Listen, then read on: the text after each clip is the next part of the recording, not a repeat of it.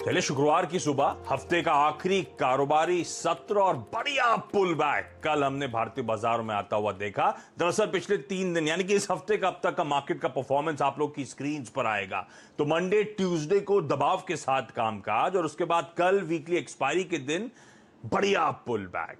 तो कल हुआ क्या, शुरुआत कमजोर नोट पे हुई थी जैसी चर्चा हो रही थी। इनफैक्ट एक समय शुरुआती ट्रेड में निफ्टी 150 पॉइंट नीचे था। वो इंटरडे चार्ट एक्सेस आप स्क्रीन पे दिखाइएगा, निफ्टी की 150 पॉइंट नीचे था। वहां से गजब की रिकवरी, बिल्कुल मिरर इमेज थी जो ट्यूसडे का सेशन था। ट्यूसडे को क्या हुआ था, गैप अप के साथ शुरुआत और दिन के लोज पे बंद। कल मिरर इमेज थी कि लोज से शुरुआत और फाइनली दिन के हाईज पे जाके बंद होते हुए नजर आए। तो 150 पॉइंट नीचे वाला निफ्टी फाइनली बंद हुआ 110 पॉइंट ऊपर।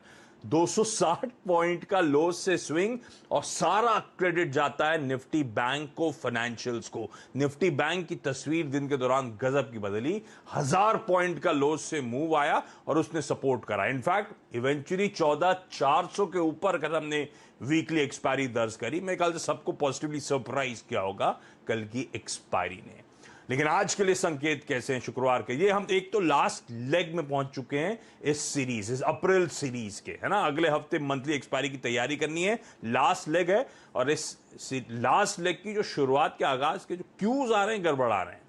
यूएस मार्केट्स में कल एक दिन तेजी एक दिन मंदी वाला मूड चल रहा है। तो वेडनेसडे की तेजी के बाद कल हमने दबाव के साथ कामकाज होता हुआ देखा। इनफैक्ट अक्रॉस बेंचमार्क्स 1% की कमजोरी थी।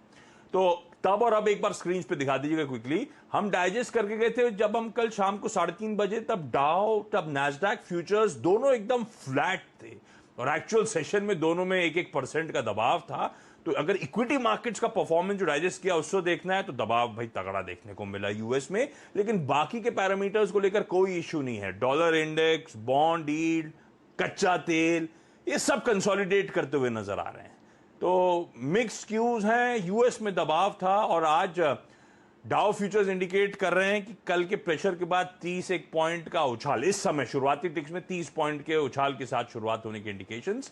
तो ये मोटा मोटी क्यूज जिन्हें हमें डाइजेस्ट करना है। और इन सब के बीच में ये तो पैरामीटर्स को लेकर कोई ज्यादा दिक्कत नहीं है। एक वेरिएबल जो दिक्कत कर रहा है वो कोविड का स्पाइक, हेडलाइन में भी मैंने मेंशन करा, उस पर आगे हम लोग चर्चा करेंगे। शायद वही रीजन है कि एसजेएक्स निफ्टी दिखा रहा है फिर से 2/3% के दबाव के साथ आज फ्राइडे के दिन कामकाज की शुरुआत होती हुई नजर आएगी। तो कल के पुलबैक को कुछ हद तक हम रिट्रेस करने की तैयारी कर रहे हैं।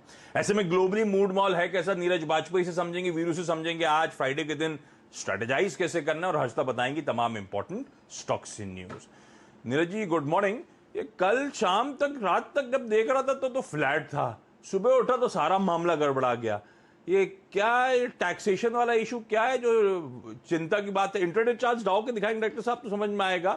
एकदम से मैसिव सेल ऑफ आया था जब वो कैपिटल गेन्स के इश्यूज सामने आए थे। ये तो बाइडेन साहब ने कह रखा था, ये तो वॉक द टॉक है ना?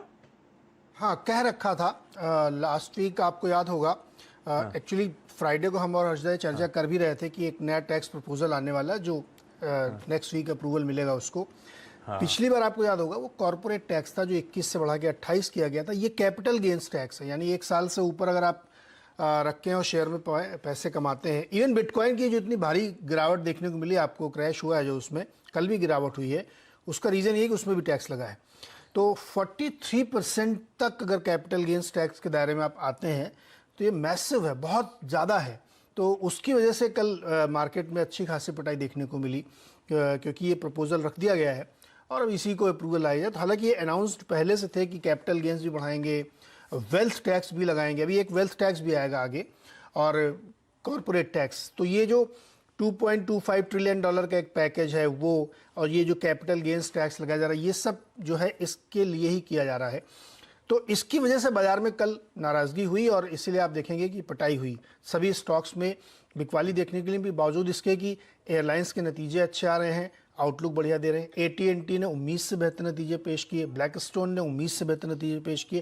यानी कॉर्पोरेट अर्निंग्स में कोई दिक्कत नहीं है, इकोनॉमी के फंडामेंटल्स में कोई दिक्कत नहीं है। 30 ईयर बॉन्ड यील्ड 2.25, मतलब रिकॉर्ड है, शायद कभी नहीं थी अमेरिका में ऐसी। लेकिन ये जो नया टैक्स प्रपोजल है इसने मूड खराब किया है और इसीलिए कल मार्केट में मैसिव सेलिंग आपको देखने को मिली सेकेंड हाफ में, और ये अभी आप कंटिन्यू रही क्योंकि इसमें बहुत डिस्प्यूट चल रहा है। हालांकि जो डेमोक्रेट्स हैं जिनकी सरकार है वहाँ पे, वो इसके पक्ष में है कि इसको ले आ जाए। लोगों का विरोध इसलिए कि इसका खर्चा कहाँ किया जाना है, K-10 एजुकेशन में खर्चा किया जाना है, चाइल्ड केयर में खर्चा किया जाना है, और ये माइग्रेंट लेबर्स जो आते हैं, जो माइग्रेंट्स हैं अलग अलग देशों के, उनके वेलफेयर में खर्च किया जाना है। इस लोगों के बीच में थोड़ा सा अनरेस्ट है, कॉमन जो मिलेनियर हैं, यानी 1 मिलियन से ऊपर जिनकी कमाई उनके ऊपर, तो ये कल बाजार गिराने का बड़ा काम कर रहा था। दूसरा, एशिया की तरफ आप आएंगे तो जापान में स्टेट ऑफ इमरजेंसी लगाने की तैयारी हो चुकी है, और कोविड की वजह से तो कई सारे स्टेट्स में, तो टोटल 4 जो उनके डिवीज़न्स हैं टोक्यो को मिला करके उसमें लगने वाली है, तो इसलिए वहाँ पे भी दिक्कत है। तो बड़ा मैसिव जो सेल ऑफ है वो टैक्स की वजह से है। दूसरा, कोरोना की चिंता डेफिनेटली एशियन मार्केट में या एशियन कंट्रीज़ में, खासतौर पे इंडिया में बहुत ज़्यादा है। इसकी वजह से आपको ये वीकनेस देखने को मिल रही है, और चूँकि अब वीकेंड वाला सेशन है तो और उसका असर आपको देखने को मिलेगा। तो ये मुश्किल क्रीपिंग करेगी। अब मार्केट को अपने हिसाब से इसको एडजस्ट करना पड़ेगा, आपको डाइजेस्ट करना पड़ेगा कितना भारी आप टैक्स दे सकते हैं। हालांकि आगे वेल्थ टैक्स के लिए भी आप लोग तैयार रहिए, आप लोग से मतलब अमरीकियों से।